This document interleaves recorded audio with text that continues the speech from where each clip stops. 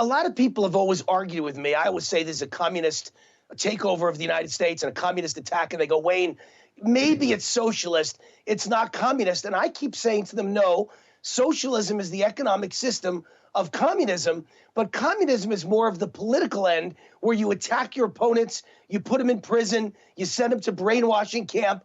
Isn't that the ministry of disinformation? Isn't that an attempt by Facebook and Twitter to ban us all, to censor us all, to literally burn books? It sure seems to me, Lou Dobbs, that this is more of a communist now than a socialist takeover, because they're trying to stop us from speaking. Hunter Biden's laptop, isn't that something that would be done in a communist nation? The media, in cooperation with the government, covers up whatever the government asks them to cover up.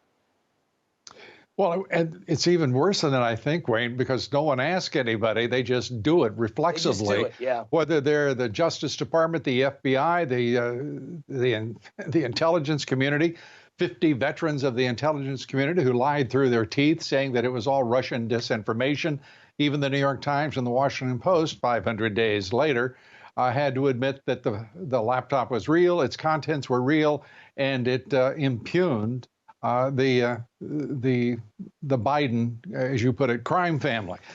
So I'm not too worried about the labels communist or socialist. I do think we've moved well beyond socialism in this administration, and the Democratic Party is now, in my view, a radical Marxist party posing as Democrats and progressives. And right. In fact, they have more. This administration, Wayne, has demonstrated more authoritarian impulses than I thought ever possible by any right. U.S. administration.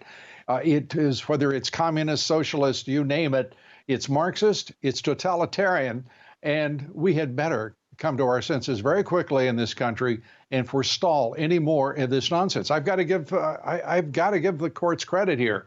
The court system in this country, I believe much of it is corrupt, but some of those judges are standing up and saying, no, this is not going to happen. We've seen the Title 42 put in abeyance. We don't know for how long and whether or not indeed it will be blocked ultimately.